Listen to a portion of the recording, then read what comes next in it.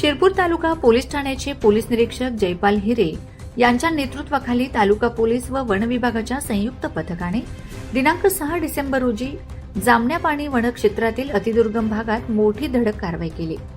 या कारवाईत वन जमिनीवरील 3 नियत क्षेत्रांमध्ये बेकायदेशीररित्या लागवड करण्यात आलेली तब्बल 1,06,25,000 रुपये किमतीची गांजा शेती उद्ध्वस्त करण्यात आली। या प्रकरणी गांजा लागवड करणाऱ्या अज्ञात शेतमालकाविरुद्ध एनडीपीएस कायद्यानुसार गुन्हा दाखल करण्यात आला असून पुढील तपास पीएसआय सुनील वसावे करीत आहेत।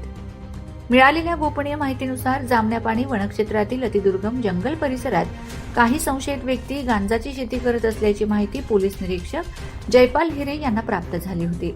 त्या माहितीनुसार 5 व 6 डिसेंबर 2025 रोजी पोलीस व वन विभागाच्या संयुक्त पथकाने संयुक्त छापा टाकला।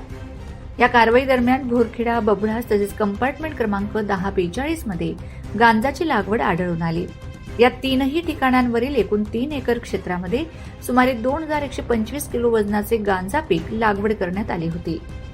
या घटनेची फिर्याद पोलीस हेड कॉन्स्टेबल सागर ठाकूर यांनी दिली असून पुढील तपास पोलीस ठाण्याच्या वतीने सुरू आहे। माझा खानदेश न्यूज ब्युरो शिरपूर।